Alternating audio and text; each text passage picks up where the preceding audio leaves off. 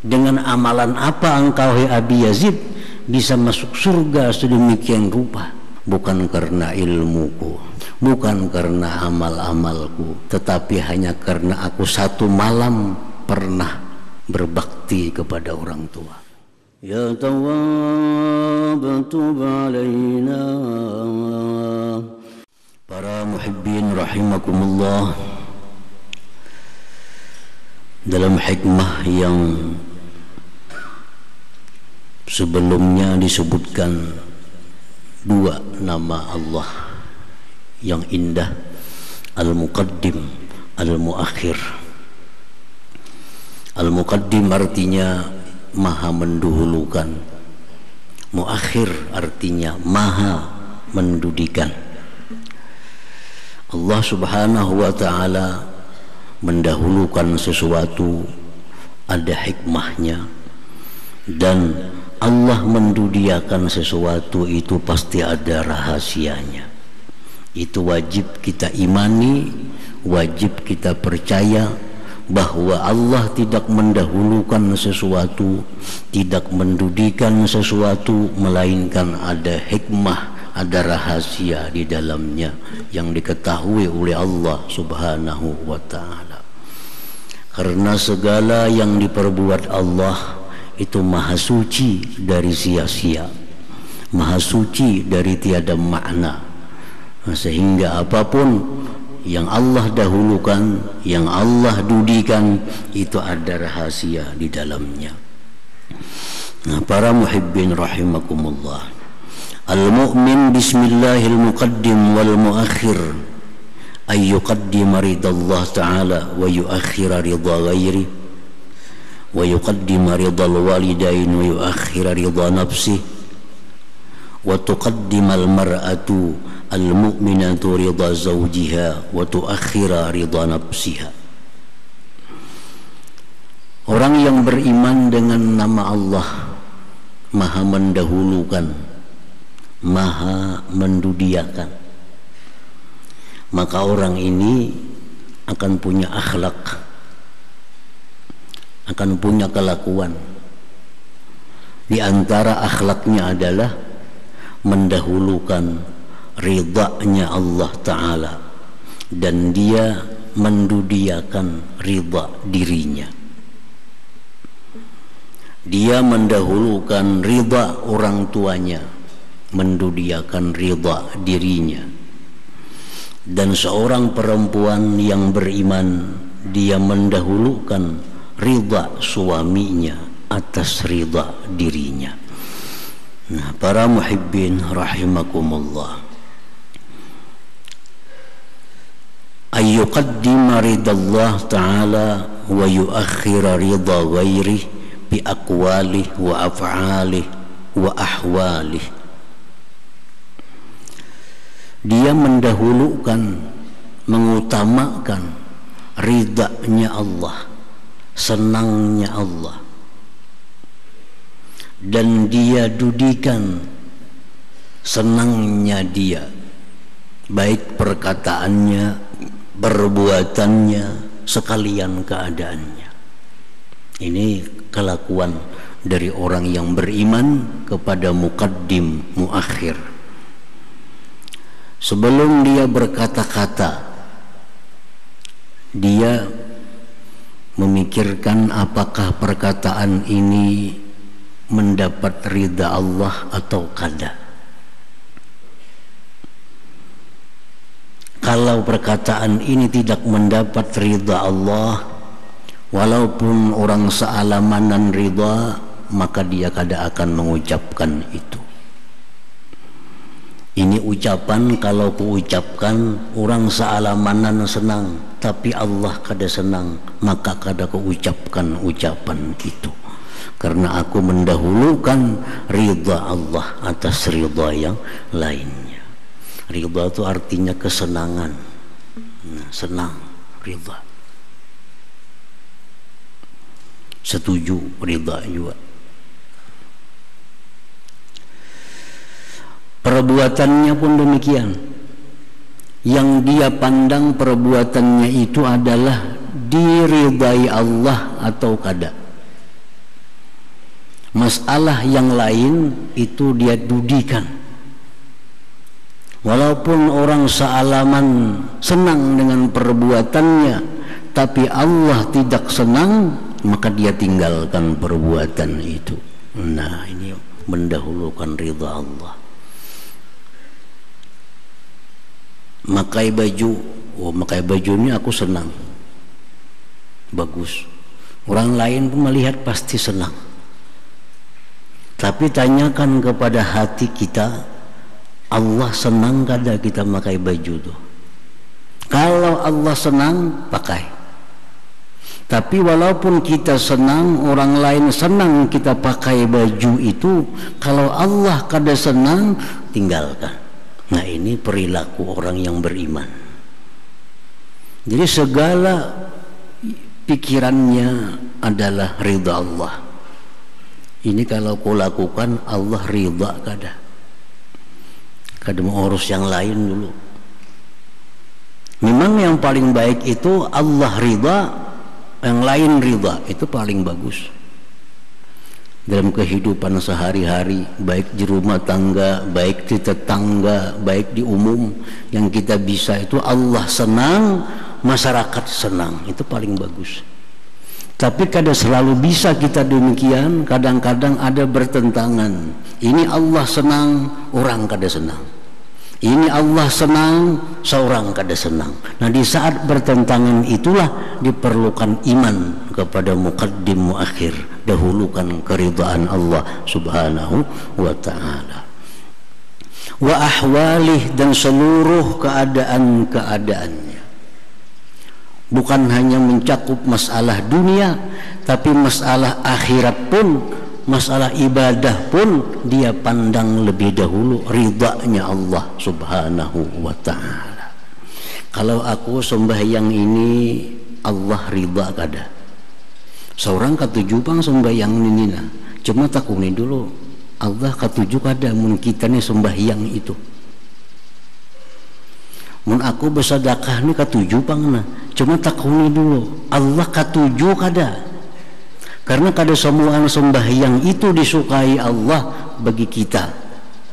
Tidak semua sedekah itu disukai Allah bagi kita. Contohnya, kita hendak sembahyang sunnah duha misalnya. Mun aku sembahyang duha ini kira-kira Allah ridha kada? Kenapa? Besubuh belum?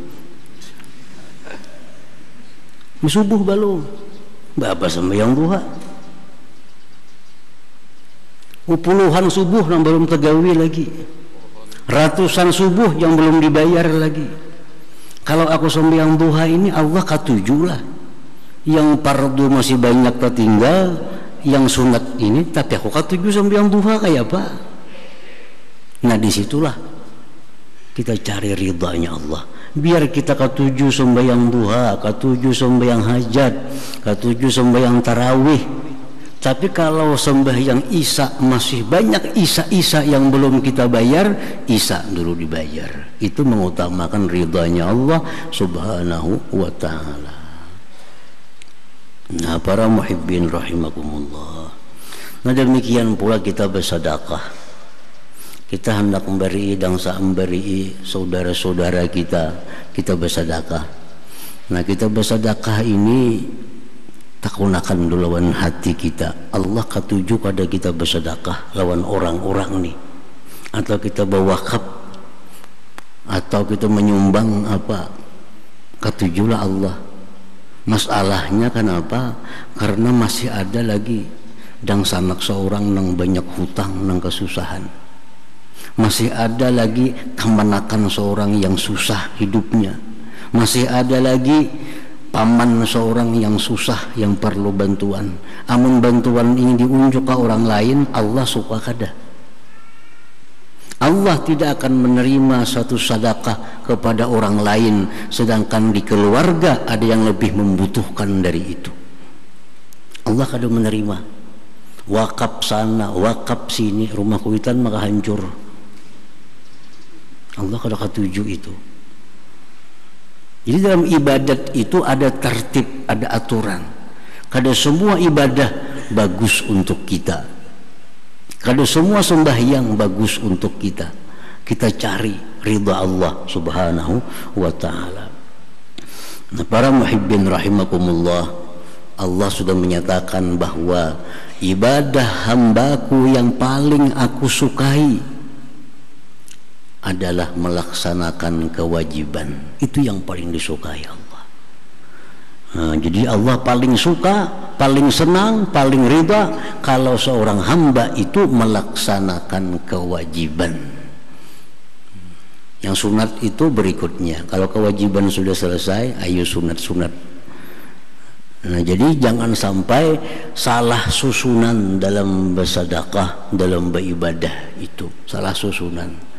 Jangankan dapat pahala, justru dapat murka dari Allah subhanahu wa ta'ala. Nah, jadi orang-orang dahulu, para salafis salihin, mereka sebelum beribadah itu berpikir dulu. Karena ada semua ibadah itu bagus untuk diri masing-masing. Cari mana ibadah yang diridhai oleh Allah subhanahu wa ta'ala untuk kita. Cari itu.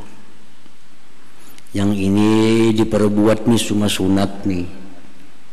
Membaca Quran ini sunat, yang ini sunat, yang ini sunat. Bagus sebujurnya. Cuma kadang untuk semua orang. Aku ini masih ada lagi kewajiban yang mesti diurus, yang mesti diselesaikan. Nah, macam itu perilaku orang yang beriman kepada Allah. Namanya al-muqaddim, al-muakhir ini. Dalam hidupnya selalu teratur. Mana yang didahulukan, mana yang didudikan. Terutama yang bersangkutan dengan ridha Allah subhanahu wa ta'ala.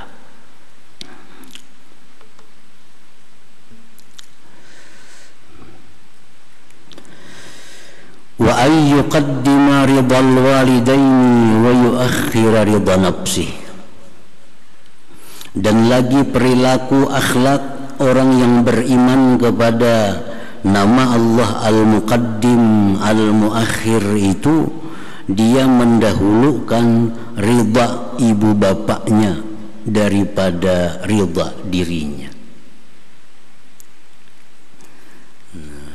Yang dia dahulukan itu ridha abah mama dulu, hanyar ridha seorang, hanyar ridha yang lainnya. Ini kalau ku ucap, ini kalau ku buat, senang kada abah mama.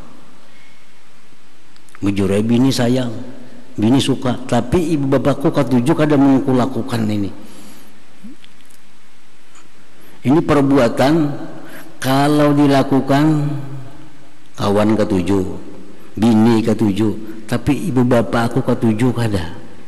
Nah, kalau ibu bapak ketujuh silahkan. Tapi kalau ayah ibu kada ketujuh, walaupun orang lain ketujuh, dahulukan keridhaan orang tua, dahulukan keridhaan ayah dan ibu. Rasulullah sallallahu alaihi wasallam bersabda, ridallah bi ridal walidain wa sakhatullah bi sakhatil walidain. Ridanya Allah tergantung ridanya orang tua, murka Allah tergantung murka orang tua. Kita beribadah sedemikian rupa, tetapi orang tua kita kada senang, Allah kada akan senang, Allah kada akan senang. Nah, jadi keridhaan dua ibu bapak ini, kesenangan beliau-beliau itu kepada kita mesti didahulukan dari kesenangan pribadi atau kesenangan orang lain. Disebutkan hikayah Sayyidina Hasan ibn al-Imam Ali bin Abi Thalib radhiyallahu anhu. Beliau dikisahkan kalau makan lawan mama Sidin, Siti Fatimah, kada mau bayi-bayi, kada mau Sidin bayi-bayi makan lawan mama Sidin, kada mau. Mama dulu makan. Nah, kayaknya habis tonton mama makan, hanya seorang makan lebihannya. Ditakuni Sayyidina Hasan, kenapa maka kada mau bayi-bayi lawan mama makan? Aku takut kalau kunang ku ambil itu yang dikehendaki mama. Kalau yang ku ambil itu yang dikehendaki mama, aku takutan. Jadi biar mama aja dulu makan, habis akan Sidin makan, hanya kena aku makan.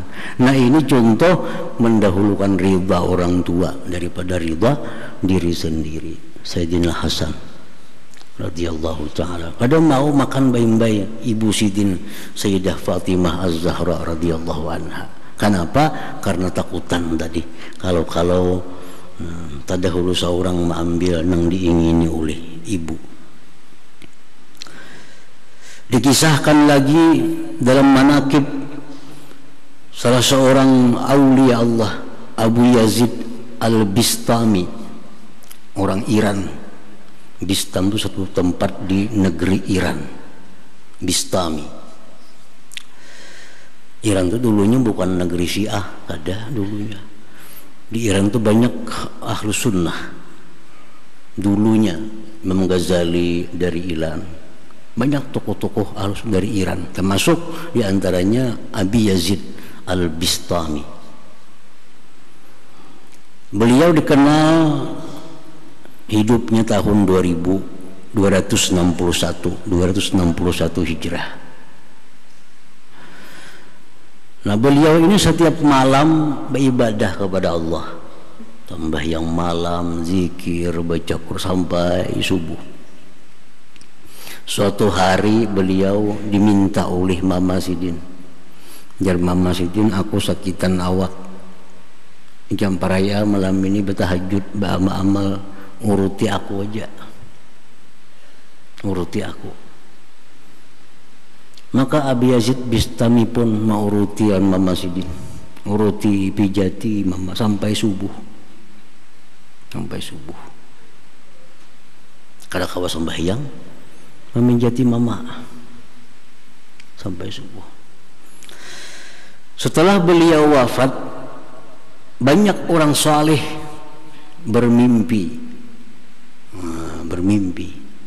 Mimpinya apa? Kiamat ini terjadi. Abu Yazid Al-Bistami masuk ke dalam surga dan terbang dalam surga ke sana kemari. Ditanya Abi Yazid, dengan amalan apa engkau hai Abi Yazid bisa masuk surga sedemikian rupa?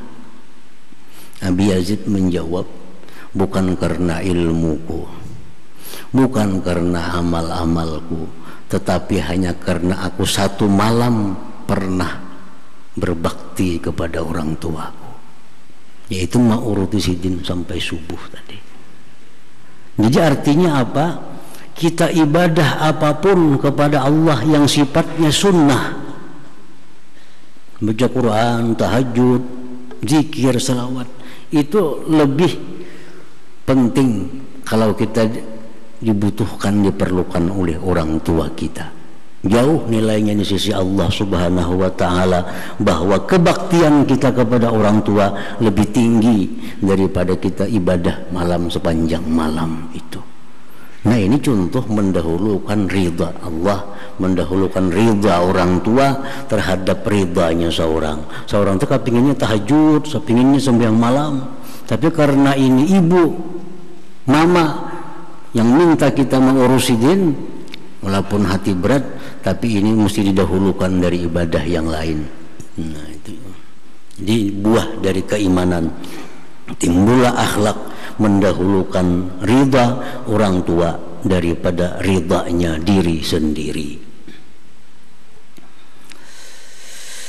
Kemudian yang ketiga, wa an tuqaddimal mar'atul mu'minah ridha zawjiha ala ridha nafsiha, mendahulukan perempuan yang beriman akan keridhaan suaminya atas keridhaan dirinya. Ini perempuan yang beriman. Perempuan yang beriman, dia mendahulukan kesenangan suaminya daripada kesenangan dirinya. Mu'adz bin Jabal datang dari negeri Sam,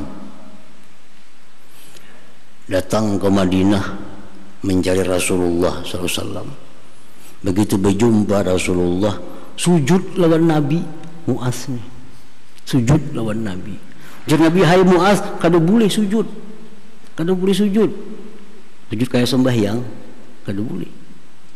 Ujar Mu'adz, ulun lihat ya Rasulullah, di Sam itu orang-orang Nasrani, orang-orang Yahudi, mereka sujud kepada uskup-uskup mereka, kepada pemimpin-pemimpin mereka, padahal engkau lebih utama dari mereka untuk disujuti ini.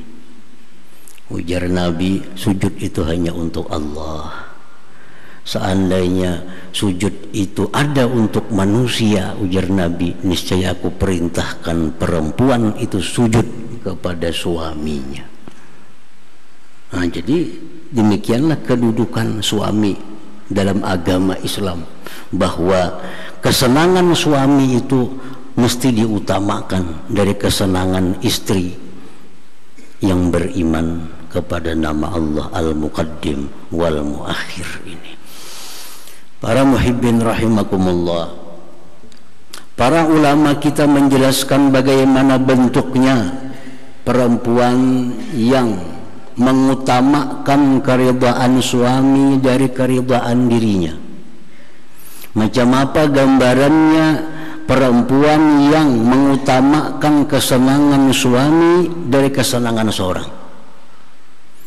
Itu ujar para ulama dapat dilihat dari 10 perkara.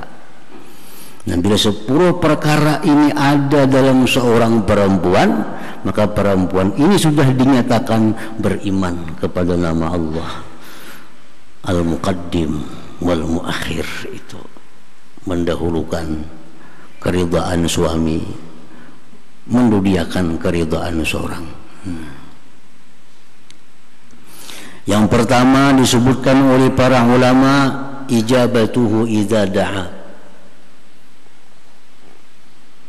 Ijabatuhu idza da'a, menyahuti bila dipanggil oleh suami. Menyahut, jangan berdiam. Bila dipanggil, bila dikiau oleh laki, itu disahuti. Jangan diam aja asik, apakah dilihat, apakah yang digawi, mesti disahuti. Nah, walaupun seorang lagi asik, walaupun seorang lagi rami, tapi karena ini yang mengiau, yang memanggil ini suami, nah dahulukan itu, dahulukan. Nah, itu mendahulukan keridhaan suami dari keridhaan seorang. Jadi sesibuk apapun seorang perempuan, sesibuk apapun, selain daripada melaksanakan keparduan kepada Allah, macam sembahyang pardu misalnya, kalau suami itu mengiau, sahuti. Nah, sahuti. Yang kedua, tandanya perempuan yang beriman tadi, ta'atuhu idza amara aw naha. Taat kepada suami bila diperintah atau dilarang. Apa aja suami, yang diperintah suami, yang dilarang suami, itu mesti ditaati. Timbul pertanyaan, apakah seluruh perintah larangan suami ditaati? Para ulama menjelaskan, kada semuaan itu, Pak. Ada 3 hal yang perempuan itu wajib mentaati perintah atau larangan suami. Pertama, yang bersangkutan dengan hukum-hukum Allah. Jadi misalnya perempuan ini disuruh laki, ayo sembahyanglah kasih, nah itu wajibnya. Allah nyuruh, sudah laki pulang nyuruh, nah itu wajib. Atau laki ini perempuan ketujuh maksiat kepada Allah, baik maksiat perkataan, baik maksiat perbuatan, laki melarang, jangan lagi pengen kayak itu, aku tak ketujuh lagi. Nah itu wajib ditaati. Allah melarang sudah wajib ditaati, laki pulang melarang wajib ditaati. Ini perkara yang bersangkutan dengan hukum Allah. Yang kedua, yang perempuan itu wajib taat kepada suami perkara yang berhubungan dengan bersenang-senangnya suami dengan istri. Nah, perkara yang bersangkutan dengan bersenang-senangnya suami dengan istri, perkara itu. Jadi bini jadi laki misalnya tatak pengkuku itu panjangnya kalau 7 melihat, nah wajib menatak. Karena ini bersangkut paut dengan istimta dalam bahasa agama, artinya bersenang-senangnya suami dengan istri. Jadi seorang istri itu wajib mentaati sesuatu perintah laki yang bersangkut paut dengan bersenang-senang. Aku jadi laki, udah 7 jam buring pakai baju itu, ganti baju, nah wajib diganti. Karena bersangkut paut dengan bersenang-senang.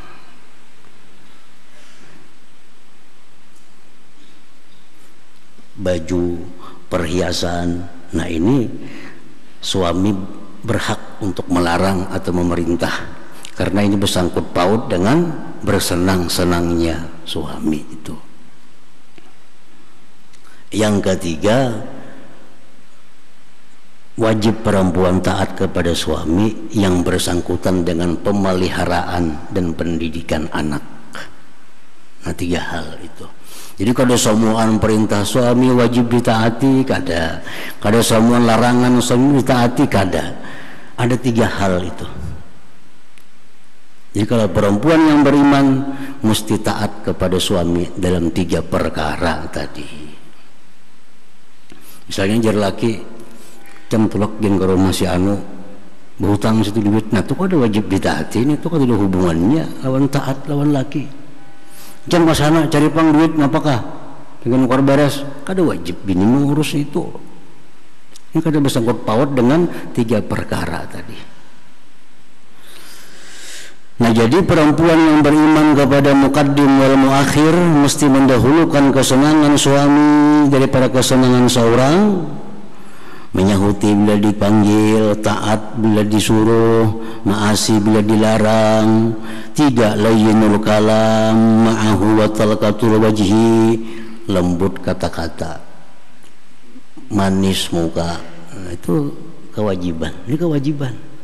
Jangan berkata kasar, jangan berkata nyaring pada suami, jangan berkata banyak pada suami. Suami sebatiknya 10 batik nyahut.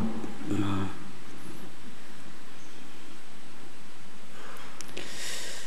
Yang keempat, la tad'u bismihi. Para ulama jangan sekali-kali memanggil suami dengan namanya walaupun tak anum pada seorang laki. Walaupun tak anum pada seorang laki. 10 tahun anum laki pada seorang, jangan bersisi juga manggil laki. Kada boleh juga. Yang kelima, la takhruju illa biiznih. Kada boleh keluar rumah tanpa seizinnya. Nah itu kada boleh sama sekali keluar rumah tanpa seizin suami. Yang keenam, tarda lahu ma tarda li nafsiha wa takrahu lahu ma takrahu li nafsiha. Dia mesti senang apa yang suami senang, dia kada senang apa yang suaminya kada senang. Nah ini perempuan yang beriman. Yang ketujuh, ihtiramu walidayhi wa aqaribih, memuliakan orang tua mintuha, memuliakan kawitan laki, memuliakan keluarga laki, itu bagian dari kewajiban perempuan.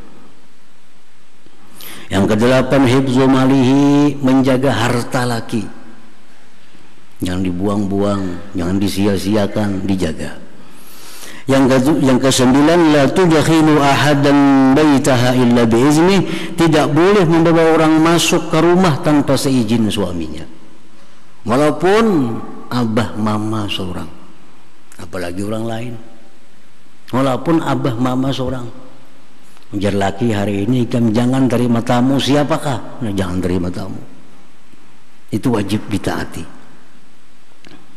Yang ke-10, du'auhu bima da'at li nafsiha. Si istri ini mesti mendoakan suaminya sebagaimana dia berdoa untuk dirinya. Nah 10 hal itu cermin perempuan yang beriman kepada nama Allah Al-Muqaddim wal Muakhir. Misal berdoa Allahumma gufirli, ampuni Allah ulun jerbinian nih, wali walidayya, dua orang tua ulun, tambahi lagi wali zauji, suami ulun. Nah macam itu. Maka bahkan Imam Abul Laits As-Samarqandi mengatakan perempuan-perempuan yang hanya berdoa kebaikan untuk dirinya tanpa melibatkan suaminya, doanya akan diterima Allah Subhanahu wa taala. Itu yang berkata Syekh Abul Laits As-Samarqandi. Jadi si perempuan berdoa, ya Allah murahkan rezeki ulun dan rezeki suami ulun. Kayak itu maka. Ya Allah ampuni dosa ulun, dua orang tua dan dosa suami ulun. Jadi apapun yang ia berdoa kepada Allah untuk dirinya, demikian pula untuk suaminya. Nah demikian cermin perempuan yang mukminah tadi. Rasulullah SAW bersabda, "Idza sallat khamsaha wa shamat syahraha wa hasanat farjaha wa ata'at ba'laha, dakhalat min ayyi abwabil jannah sya'at." Hadis sahih akhrajahu Ahmad. Ujar Nabi, bila perempuan itu sembahyang 5 waktu, zuhur, asar, maghrib, isya, subuh, puasa Ramadan, dia jaga kemaluannya dari zina, dia taat kepada suaminya, maka dia masuk surga, terserah mau surga yang mana dia masuki. Kayak apalagi sudah diberi terserah pintu mana masuk, pintu sini, pintu sana, pintu sini, silahkan. Kada ada di situ bebinian yang tahajud kada perlu, banyak sembahyang duha kada perlu, banyak salawat kada perlu.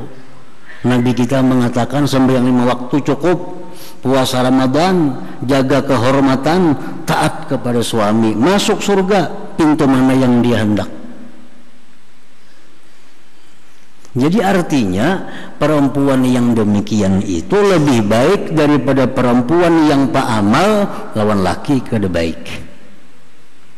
Itu artinya pemuasa, peibadah lawan laki wani kada bagus. Kada bagus. Justru nang kada pak amal nih, sembahyang kada tahu qabliyah, kada tahu badi, zuhur 4 rakaat tik habis, asar 4 rakaat habis, isya 3 rakaat kada bewirid. Tapi lawan suaminya taat, masuk surga pintu mana yang dia kehendaki. Nah ini contoh muqaddim muakhir. Mana ibadah yang didahulukan oleh perempuan, mana ibadah yang didudiakan oleh perempuan. Ternyata taat kepada suami itu ibadah yang didahulukan dari ibadah-ibadah sunnah yang lainnya. Nah para muhibbin rahimakumullah, jadi itu sebagian dari keterangan perilaku akhlak orang yang beriman kepada nama Allah Al-Muqaddim wal Muakhir itu. Nah selanjutnya nama Allah yang ke-73 Al-Awwal.